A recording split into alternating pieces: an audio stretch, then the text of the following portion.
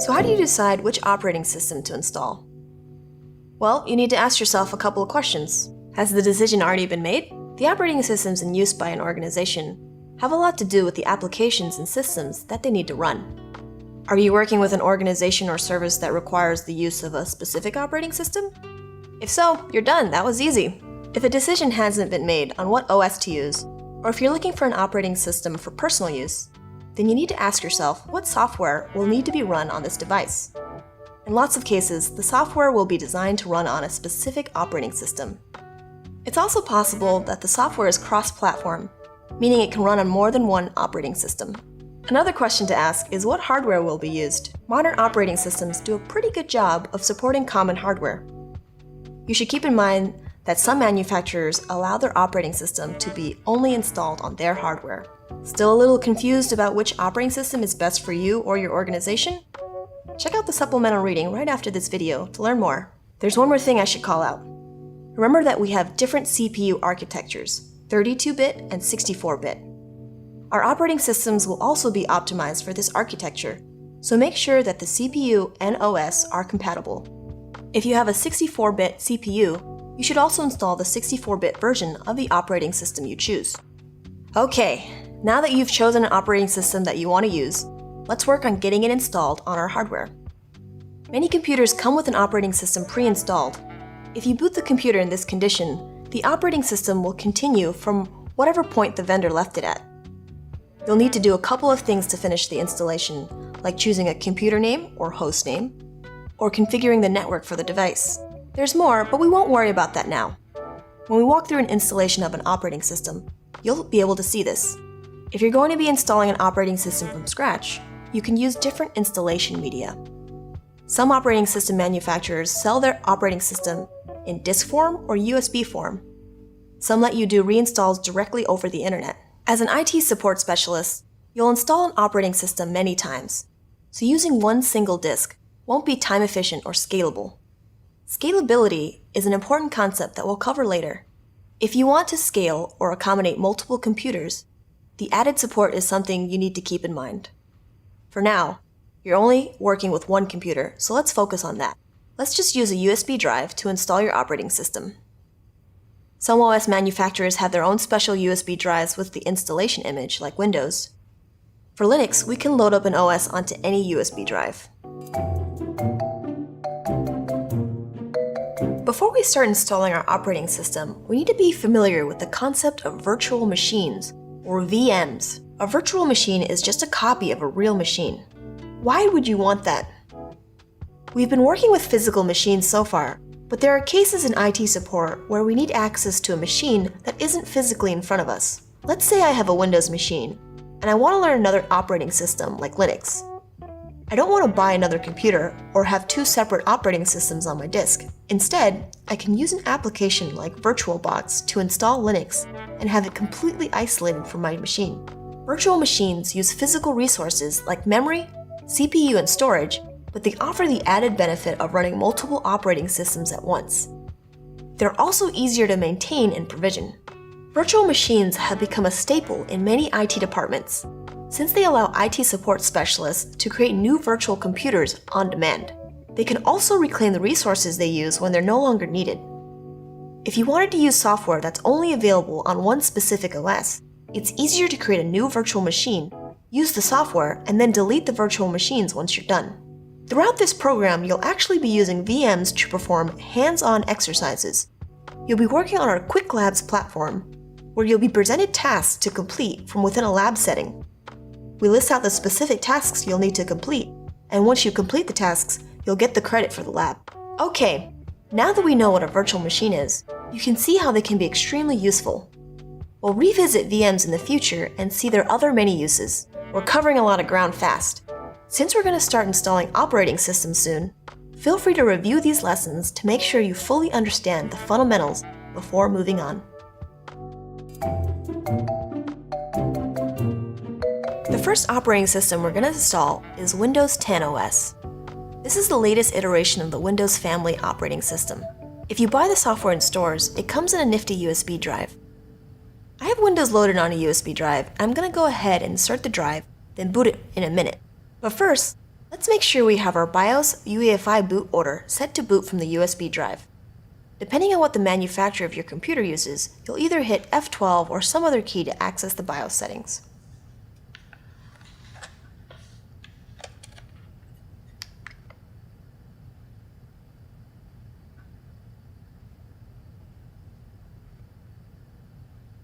Looks good. Let's just let it run and we'll see it booting from the USB drive. Take note that your installation process might be slightly different depending on the version of Windows.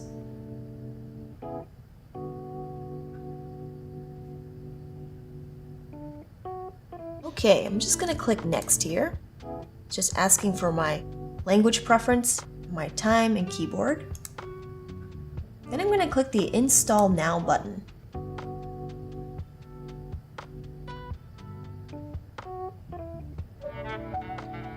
It's asking for a product key. I'm just going to go ahead and skip this. I'll do that later.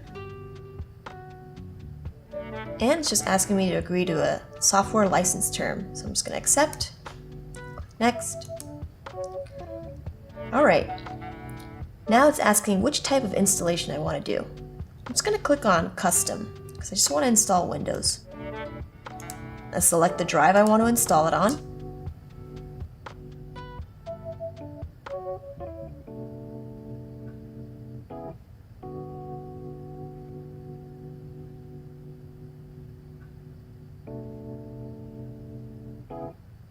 Okay, looks like the computer restarted. Now it's just configuring updates. Once it's done updating, it's going to restart one more time.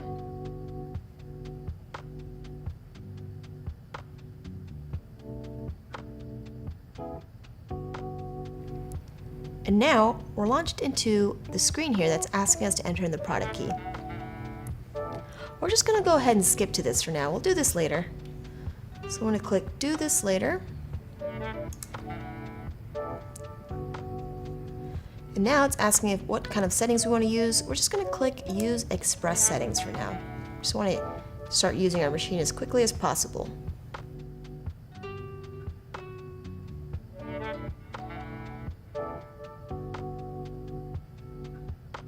Okay, it's asking us to create an account for this PC. The first field is the username. A username is a unique identifier for a user account. I'm just going to go ahead and use my first name as my username. Next, I'll enter a password. Once that's done, we'll go ahead and finish our setup.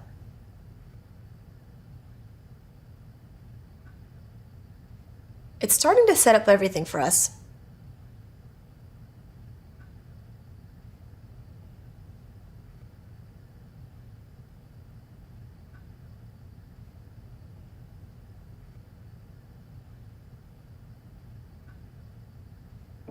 Perfect.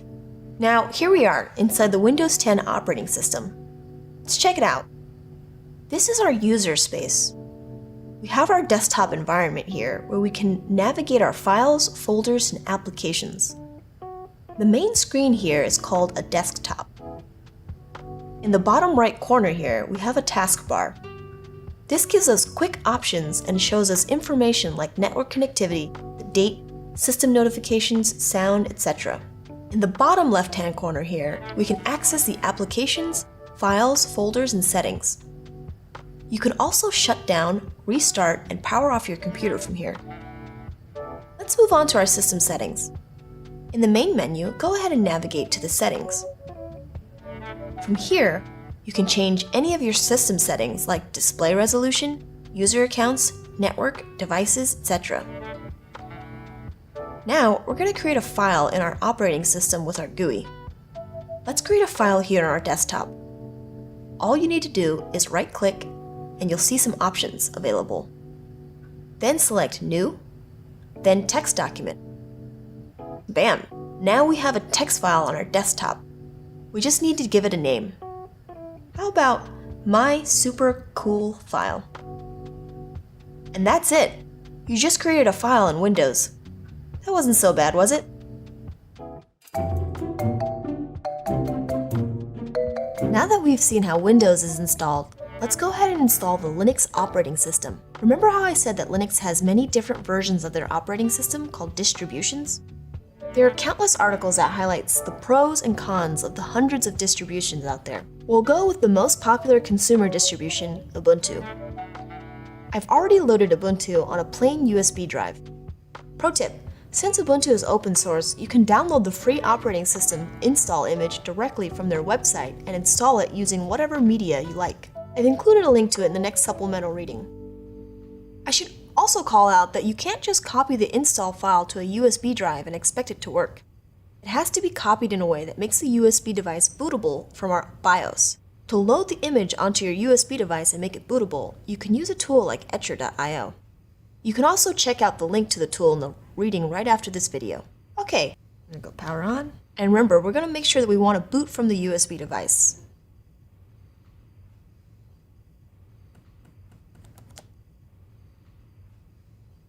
Alright, now that it's loaded, you'll see an option if you want to try using the operating system first, or just install the operating system. We're going to do a fresh install of the operating system.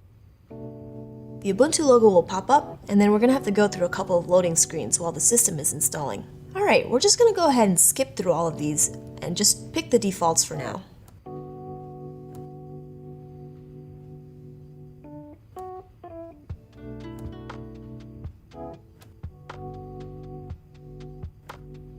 Alright, now it asks us for our name, a computer name or host name, then a username. The host name is used to identify the computer when it needs to talk to other computers. On our personal computer, it's common to just use our own names for our computer's name. But in an IT organization, we want to choose a good host name that follows a certain standardization. We'll go over that in a later lesson, but for now, let's just use an industry standard for host name like username-location. So I'm going to go ahead and enter in my name, Cindy. Then for the host name field, I'm going to type Cindy-NYC. Then for the password, we're just going to enter a password here. Then we're going to confirm. All right, then we're going to hit next.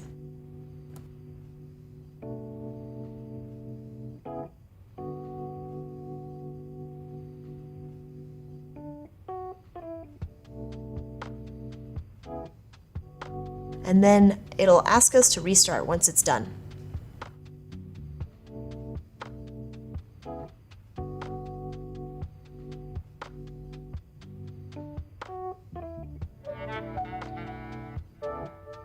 Awesome, now that's restarted, let's go ahead and log in.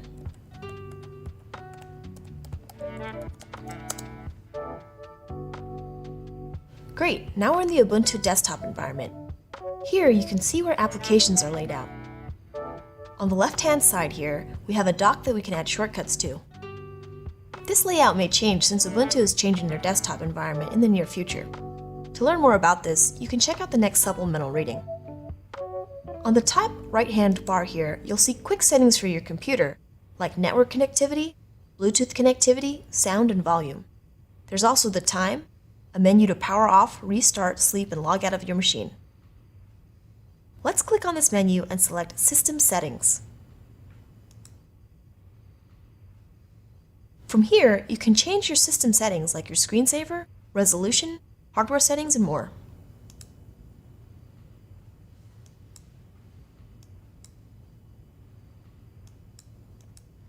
Let's go back to our desktop and select this icon here for files.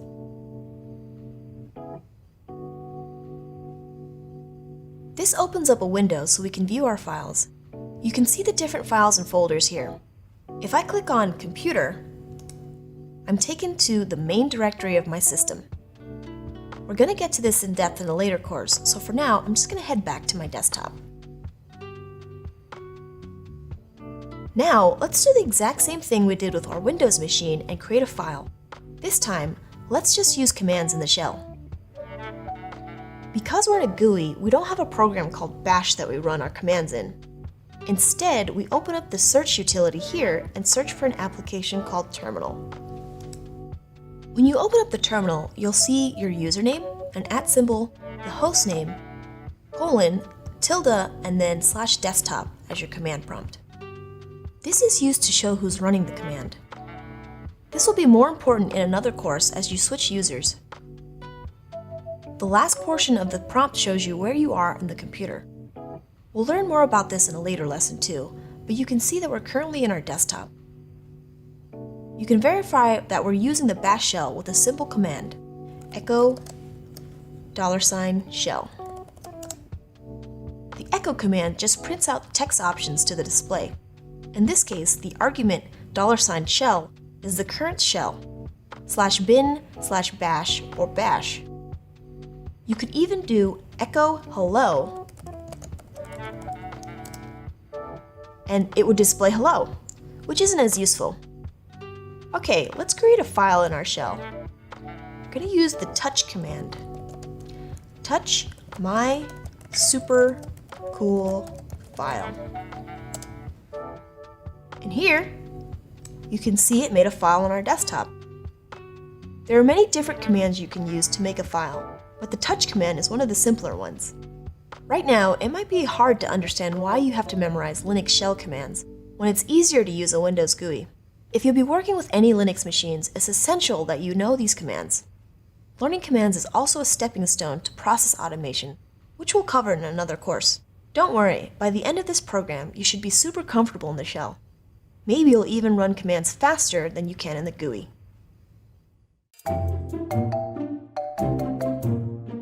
Now let's talk about mobile operating systems. So far, we've talked about two broad categories of mobile devices. Some mobile devices are general-purpose computing devices like tablets or smartphones. Other mobile devices, like fitness monitors, e-readers, and smartwatches, are designed to do a smaller set of tasks. General-purpose mobile devices generally use a mobile operating system that's derived from other operating systems. For example, Android is derived from Linux, and iOS shares a lot of core components with macOS. So how are mobile operating systems different from the OSs that they're based on? Mobile devices run on batteries that have to be recharged or replaced on a regular basis, and you want the device to last as long as possible between charges. So mobile operating systems are optimized to use as little power as possible, for example, by removing OS features and applications that the mobile device doesn't need. We also use motion, touch, and voice to interact with mobile devices in very different ways from desktop or server computers. This requires adding device drivers and support to the mobile operating system.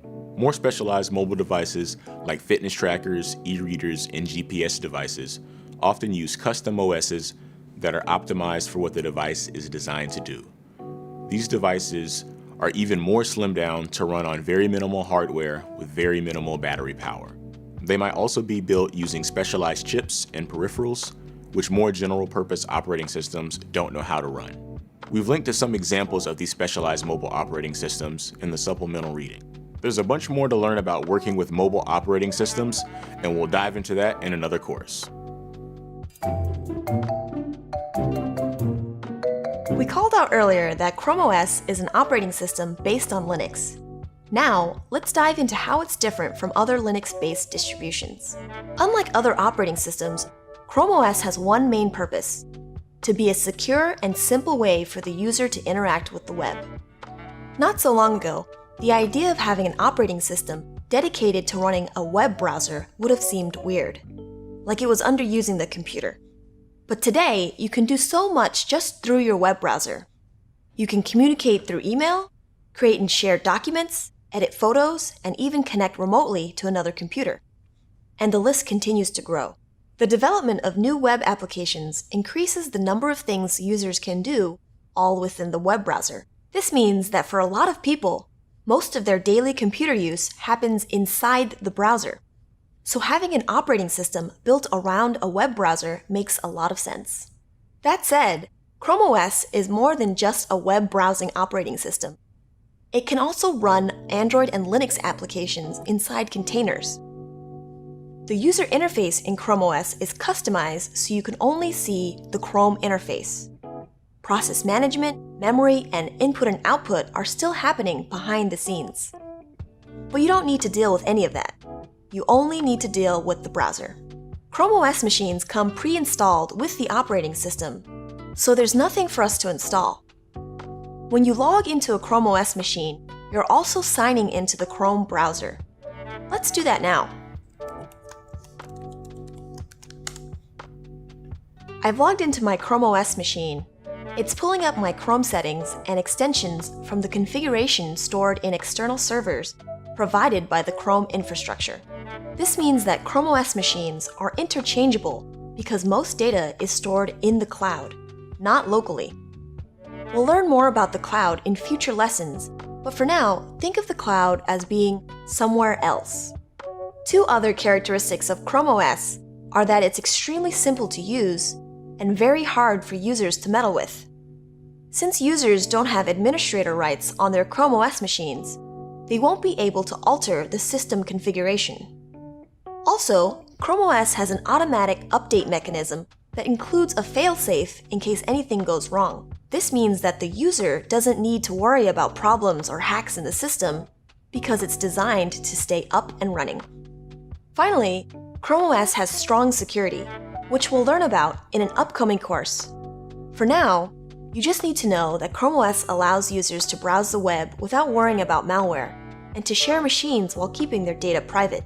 It also ensures that data won't be compromised if the machine is stolen. In short, there's no need to worry about harmful software that might be out there because Chrome OS defends against these threats. As an IT support specialist, you may find that some of the users in your organization will choose Chrome OS for their daily work. Since it's so easy to use and rarely breaks, we won't cover daily support in further detail. The last operating system we'll go over is Apple's macOS. We won't go into too many details about how to use this OS. Instead, we'll focus on the ins and outs of Windows and Linux OSs. But if you know one operating system, you'll be able to navigate any operating system. Fortunately, all Apple computers come with macOS pre-installed, so we'll just go through the important parts of the operating system. Okay, here's the desktop environment for our Mac. At the bottom here, you'll see a dock with shortcuts to your applications. In the top right, you've got the system information like the time and date, network connectivity, battery life if you have a laptop, and some other quick settings. In the top left here, you can see the Apple icon. This bar will change menu options depending on what application is open. But if you click on the Apple icon, you'll see more options. You can tell your computer to sleep, restart, and power off from here. The most important thing we want to look at is at the System Preferences menu item.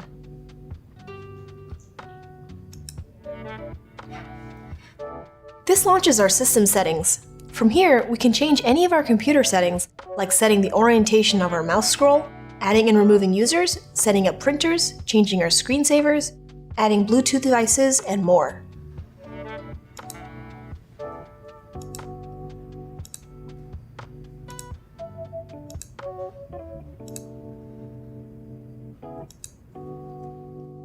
I'm going to click on the desktop now. You'll notice our top left setting changed from our System Preferences to Finder. Finder is the file manager for all Macs.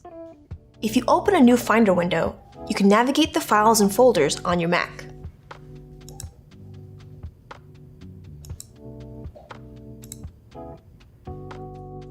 If you right-click on a file, or if you're using a Mac laptop, you can use a two-finger click on a file to view more information and perform lots of different tasks.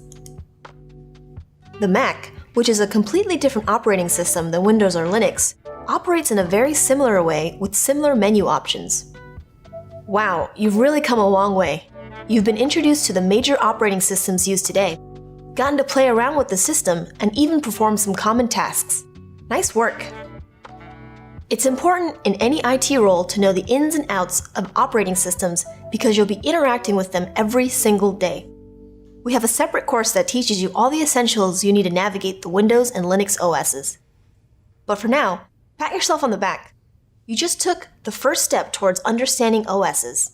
Installing, managing, and navigating operating systems are all tasks that you'll have to do daily as an IT support specialist. You may even find yourself doing this for hundreds, if not thousands of machines in your fleet one day. Before we send you to the next module, we have 2 assessments for you, which will test you on creating files with both Windows and Linux. You can always go back and review the videos again if you need a refresher. Otherwise, I will sign off for now, and we'll meet again in Course 3, Operating Systems and You Becoming a Power User. Congratulations on finishing this lesson from the Google IT Support Certificate. Access the full experience, including job search help, and get the official certificate by clicking the icon or the link in the description. Watch the next lesson in the course by clicking here, and subscribe to our channel for more lessons from upcoming Google Career Certificates.